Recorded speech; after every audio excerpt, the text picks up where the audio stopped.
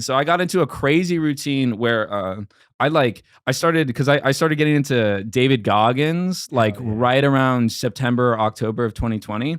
And I somehow got into a situation where I would wake up at 4:20, okay, every day, and I would work out in my gym, or I mean in my room for like an hour because I had like weights.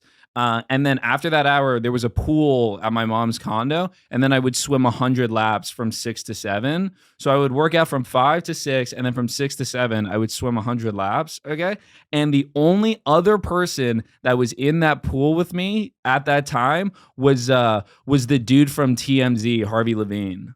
Do you know who that is? Yeah, the main guy, right? Dude, yeah, the guy with the muscles and the drink and stuff like that. He was literally my only friend during the pandemic. That's hilarious. Isn't that insane? Like, we would literally be swimming at like 6 a.m. and I'd be like, what's going on? He's like, so much. And I'm like, that's cool. We literally had nothing to talk about except for, I remember like the vaccine. I was happy that the vaccine was happening and that the pandemic was happening, because if it didn't, we would literally have nothing to talk about, because he's like 75 or something like that. He's so old. So like I would always show up and he would always just be like, all we would talk about is like the vaccine and then the temperature of the pool. That was like literally it. Mm-hmm. And he was literally the homie. Like, I loved him so much. And then dude, when the vaccine came out, because then where were you during COVID? Oh, I stayed in Bushwick the whole time. Really? Well, because I I was one of those people that was like, I'm like, well, this isn't going to be forever, right? So I was like, because New York was legit crazy that whole time. It makes sense, dude. I remember like hearing stories about New York, and I was like, why are they freaking out so much? And now I'm like, I've lived in New York for 3 years, and it's like, I could totally, like, dude, getting on the 4 train when it's like insanely packed amidst like a pandemic, like a new virus like coming out and stuff like that. That shit, that makes, like, I don't know how swine flu wasn't like so freaked out. And like, did you ever get swine flu at all or no? No. I got swine flu. You got swine flu? I got swine flu when I was in 7th grade when it was like happening. And I remember my brother's like super nervous about getting sick and stuff like that. And I remember like coughing on him a lot, like just to fuck with him. I remember That's such a brother thing. Like I wouldn't be like, come over here. I would just like run at him and start coughing, because I'd be like, I feel really sick right now. And then he'd be like, dude, stop. Like, you're going to get me COVID. And I was like, or I mean, not COVID. He's like, you're going to get me swine flu. And I was like, dude, I don't have swine flu. And then we went to the doctor and I had swine flu. That's hilarious. Yeah. Because as a kid, you're like, I'm not gonna fucking have the pig disease. Yeah, it's weird. Yeah, and then but it was awesome. I remember I just played Modern Warfare 2 in my underwear for like a week. Yeah, and I was like, this is when you're a child. More often. When you're a child, like being sick, as long as you're not like really, really sick. If you're just like whatever sick, where you could still do stuff like play video games, so clean. Or just like I just watch it. The thing is, I had parents that would very, very rarely let me stay home from school. Mm-hmm. Like, I had to be so sick. Yeah. So I have very few watching The Price is Right while eating cereal days. Yeah. You know I had mean? a lot of those, because I would sell it really well, because I used to act a lot. Because my mom would be like, my mom's like Latino, so she'd be like, you're going to school and shit. But I would finesse it a fair amount of times. But what sucked about being sick when you were like at least when I was growing up, was that like there was no like Netflix or YouTube or anything like that. Mm-hmm. So you had to watch what was on TV. And the only shit that was on from like 11 a.m. to like 3 or 4 p.m. was like Wonder Pets or like Dora the Explorer. So you just have to wait it out super hard for it to like, it really wouldn't even be worth it, you know? I can't believe I used to have to wait till nighttime to jack off. What? Oh, you mean just like in general? Yeah. Well, because that's the only time adult programs are on. Right. You know what I mean? Right. That's when the Girls Gone Wild. The Girls Gone Wild commercial. That was censored. You were just jerking off to the idea. Dude, that titties. shit was crazy. Yeah. Dude, that shit was so crazy. Mm-hmm. But I was gonna say, with the vaccine, okay. So in LA, it was like the way they rolled it out was like really annoying. And so it was like, if you were 65, if you were like however, like you're gonna die to like 65, you were the first people that got it. And my mom was like, I think my mom was like 63 at the time or something like that. And then the next people that got it were not like 64 to like 50. It was like food people, like people who worked in the food industry.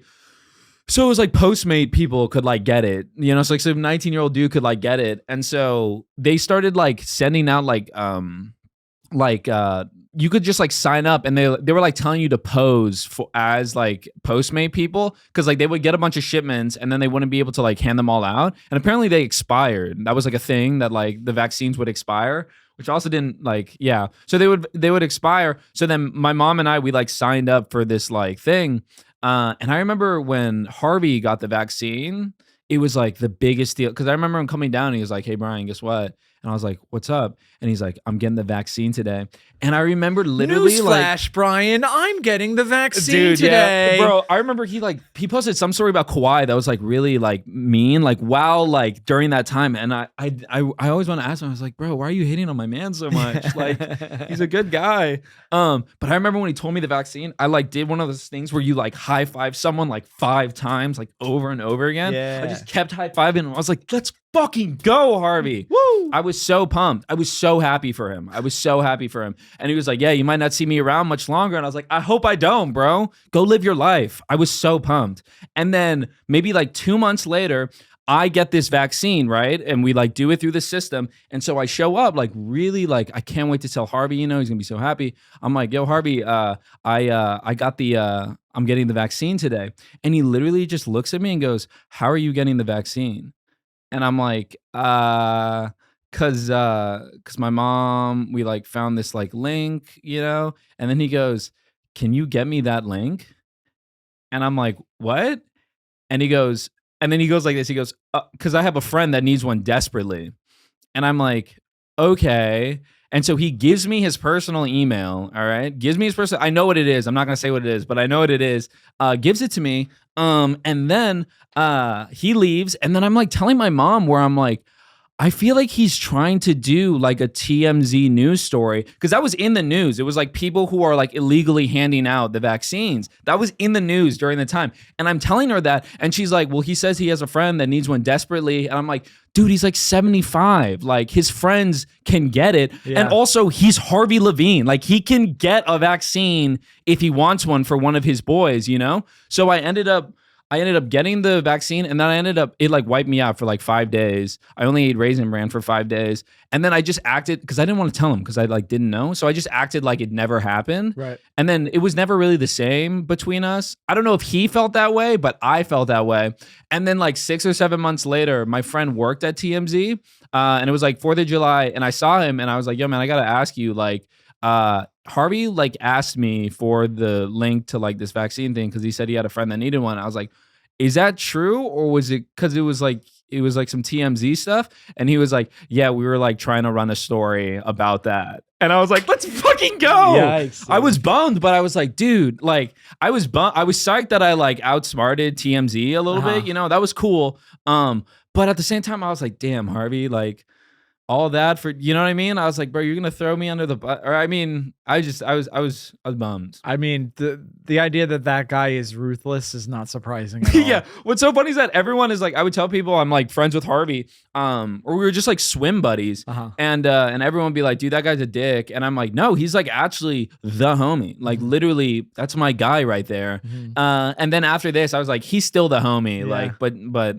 Yeah, isn't that when you know someone personally, unless they're a real asshole, you're like, he's not so bad. Yeah, like Harvey Weinstein or something like that. Yeah, he's not so bad. Yeah, if he's your best friend or something like that. Easy, we got potted plants on either side of us. Right. Yeah, or like anyone like that. But yeah, he's still the boy, but it's like, I just remember being like, damn. But I get it, he's TMZ. He was trying to like get the story. He had the source right there. When you were sending him that email, in the back of your mind, were you like, there's no friend that needs this desperately? No, the minute he said, "I have a friend that needs one desperately," he sounded like because I took journalism in college, so he sounded like one of my teachers who was like an editor. Right. Like he just sounded like an editor for a newspaper, being like, "Yo, go get me that source." And I was like, I'm realizing, as someone that collects, since he's someone that collects secret information, as his job.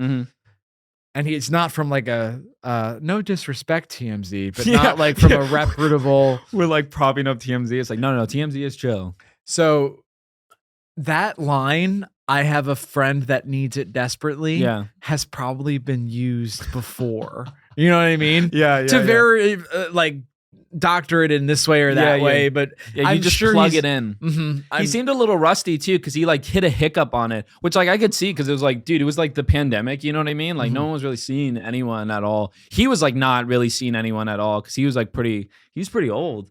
Looking good though. Looking really good. I remember I asked him too, because I was working out super early like that, and I was like, what do you think? You think I'm like going too crazy right now? Because my friends are saying I'm like kind of, my friends think I'm going nuts right now. And he was like, bro, keep this up. Like what you're doing is so awesome. And I'm like, all right. And then at the end, I'm like, you're just using me this whole time.